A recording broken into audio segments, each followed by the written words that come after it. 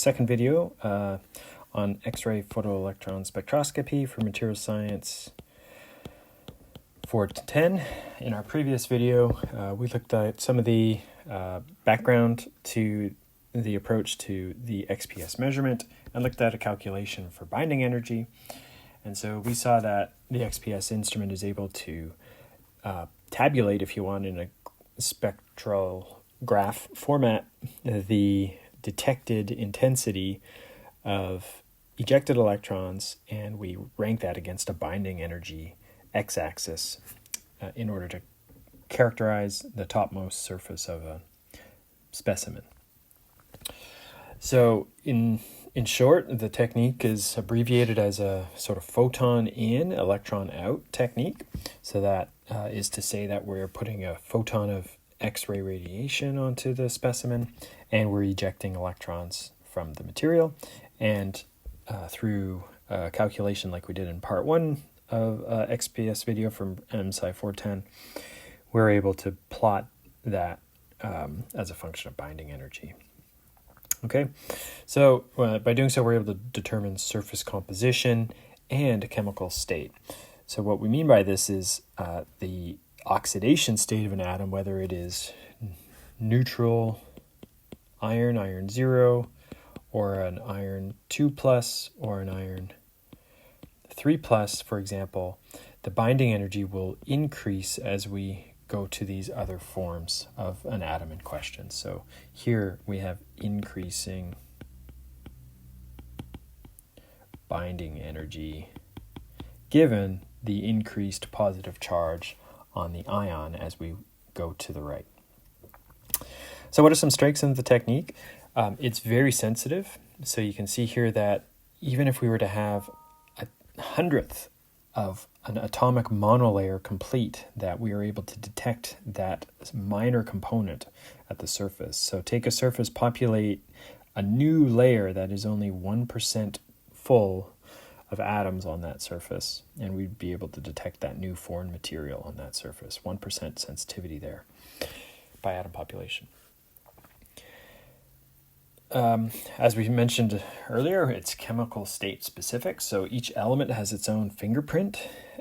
So we showed in the previous video that we could calculate, for example, where the 1s binding energy would be, and we would find 2s and 2p electrons for nitrogen at a unique spot on that x-axis, the binding energy axis. And in this regard, we have a fingerprint for nitrogen, and likewise for all the other elements of the periodic table.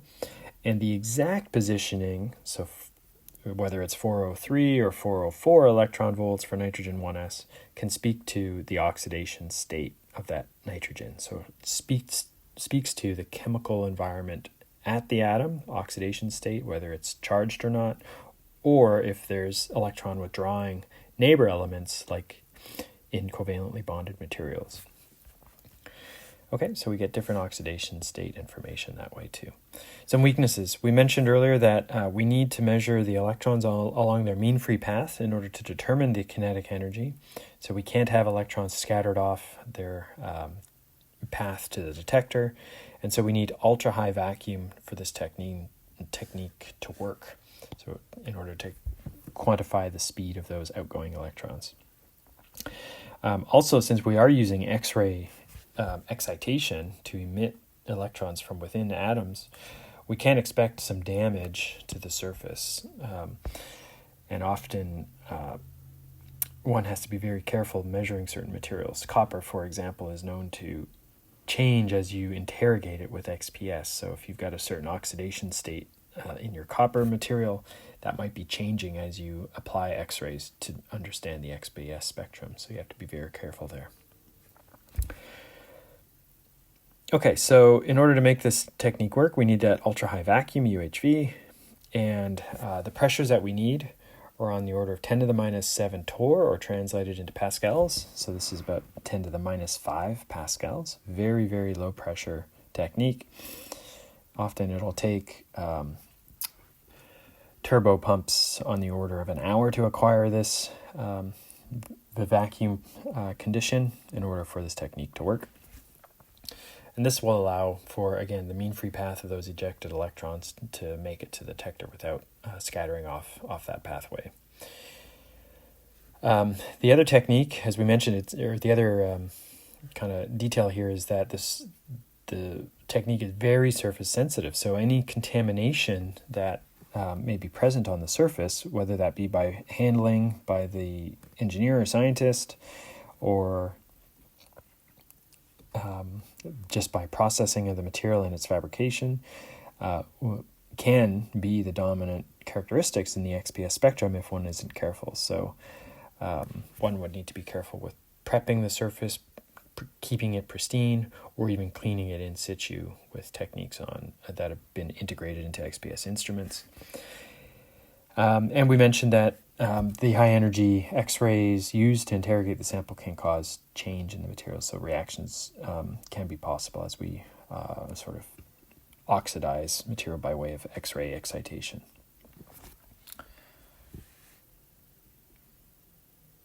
Okay, so XPS surface sensitivity is sort of the default approach here, and so what we know is that an incident X-ray can penetrate into a material about 1 to 10 nanometers in analysis depth, and that will give rise to ejected electrons from that area. So while there may be a complex structure in the topmost surface, we're going to see an average of that in the resulting XPS spectrum. So materials detected as deep as 10 nanometers can show up in your binding energy graph, that is the XPS spectrum. Okay, behind this is not only the penetration depth of the X-rays, but of course our ability to have electrons escape from that surface, and that tends to be the sampling depth limiting factor is in fact the escape depth from for electrons getting out of the material. Here's another XPS spectrum showing the characterization of talcum powder. Talcum can be added to plastics for easier processing, a bit of a slip agent to lower processing temperatures and pressures, as an example. And so here, by this characterization, we see that oxygen has been detected in 2 different spots, owing to the 2 different orbitals from which we can eject electrons. We also see magnesium showing up in a couple of spots, and silicon showing up in a couple of spots as well, and in addition, carbon.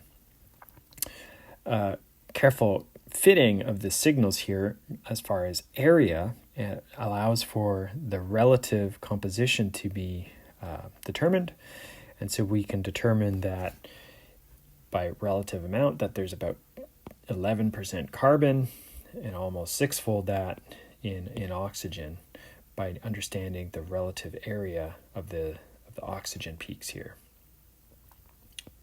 shown here. Okay, and so that can be very useful if one is trying to understand a new material or look for corrosion, where we've seen peaks shift to new binding energies, and we can understand the change from a neutral state to a more oxidized state at the surface. A lot of different applications to make use of the surface composition capabilities by XPS. Speaking more to the oxidation state detail, I mentioned earlier that we can get this from XPS. So here we have the binding energy graph here. Note that the axis here has been reversed, so increasing binding energy is going to the left, which tends to be the convention in XPS. And we have that normalized intensity where we've placed the tallest peak here at a value of 1, and those that are fractional in their height relative to that are going to be lower than that. And you can see here for a series of compounds from lead 0 through to a lead 2+ into these other options, that not only are the lead 2+ signals shifted to higher binding energy as we would expect for cations versus the neutral lead, but also they're sensitive to the elements that are in the ionic compound. So with sulfur and fluorine and sulfate as those neighboring anions to complete this ionic compound in the last three specimen, we can see that we can shift those materials to different binding energies. Okay, and so if we had a complex mixture of all types of lead, we'd be able to fit the graph, the resulting graph, to try to determine the quantity of lead zero and higher oxidation state lead, for example, in materials.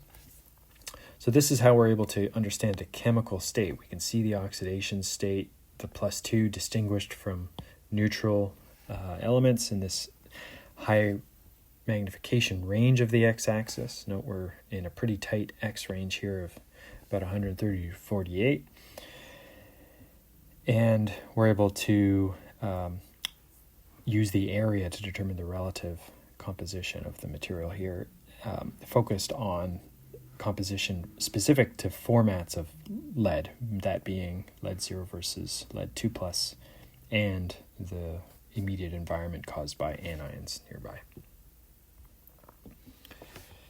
Okay, here's another one for nickel, and you can see a lot of the same features there. So nickel metal, this would be a nickel 0 state. Nickel oxide, this would be a nickel 2+, and then the nickel hydroxide is also a nickel 2+.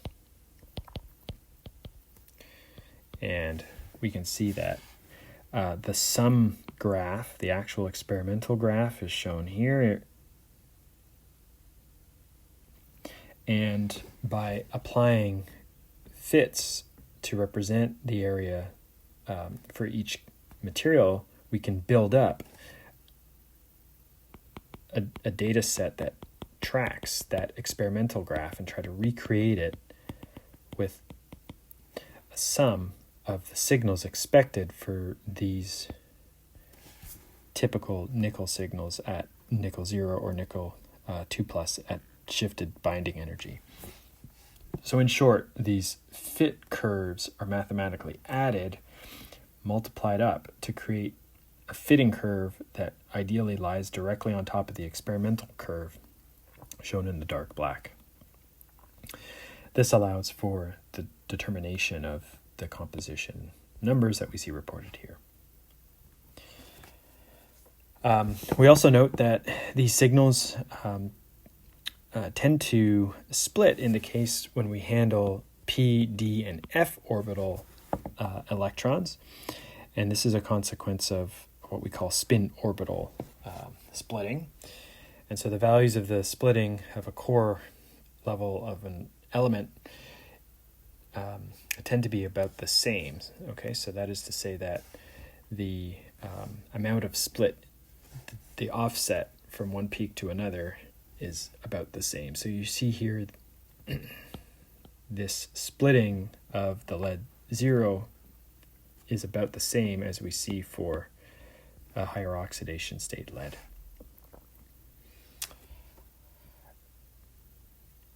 Okay, and so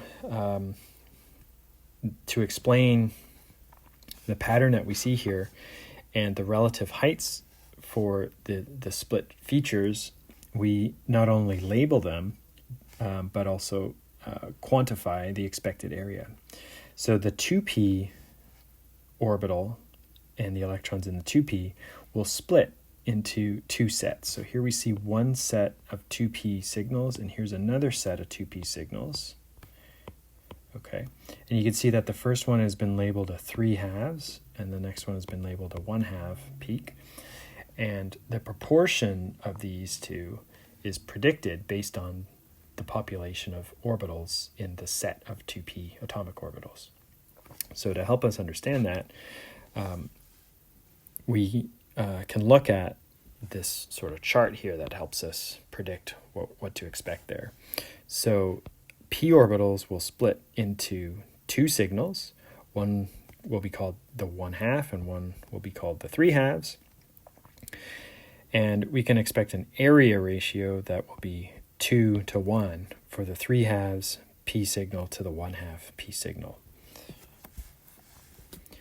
In the d orbitals, we have 5 atomic orbitals contributing to all d atomic orbitals.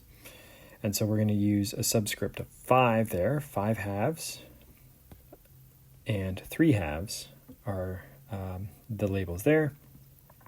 And we can expect the signals there to be 3 to 2, again, summing to the 5 atomic orbitals that we expect. F orbitals, 7 atomic orbitals contribute to the F orbital set. So we're going to label that as a 7 halves and a 5 halves signal. Those are going to be the 2 signals expected for an F electron ejected from a material, and there will be in a proportion here of 4 to 3. So rewinding just a moment, we've seen that the p orbitals will show up with 2 signals, and their ratio should be 2 to 1 by area, and that would be the 3 halves and the 1 half respectively. So if we go back here, what we're saying is that this signal for the 3 halves should be about 3 of the area versus 2 of the area, if we could quantify those areas as we can. Okay, there's some additional features that can also be found, which are satellite signals, and so we'll address that in a later time, but these are also contributing to the 3 to 2 area as we predict by the fundamentals here for spin orbital splitting. Okay. And so by this, we're able to do peak assignments. So typically, once a data set has been acquired, we can match it to databases where we've tabulated where all zinc signals should be and where the typical higher oxidation state signals can be found at a nearby binding energy, and do it for other regions of the broad binding energy measured axes here. So in some sense, we need a little bit of prior knowledge, and we're ever contributing to a database as we interrogate new materials by XPS. And this can help us quantify and identify materials, and by using what's known for the spin orbital splitting pattern and the expected area of the 2 sets of signals, we're able to quantify detected elements for a zinc signal, even though it's split into 2 different sets of signals. Okay, and so for your lab, the XPS of silicones will be interrogating the PDMS sample. So this has been molded in the form of a diffraction grating, and the student here will be responsible for assigning and labeling major peaks in this spectrum. Okay, so we can expect, based on the chemical structure, to be able to identify unique signals for silicon, for oxygen, and for carbon. Hydrogen is typically not found in the binding energy XPS graph. And we'll be able to determine the surface composition using XPS software, which is available to you and can be installed on a PC or remote accessed by your VPN link. And so we'll be able to determine the silicon to oxygen to carbon ratio and compare it to the expected ratio based on the formula. Okay, so looking at a repeat unit will be useful to help us determine the ratio. We can see that there should be 2 atoms of carbon in proportion to 1 atom of silicon in proportion to 1 atom of oxygen. And we'll be able to compare the detected areas of carbon to silicon to oxygen to what we expect for the repeat unit pattern in the majority of the polymer here. Okay, and that represents your exercise for the XPS for materials.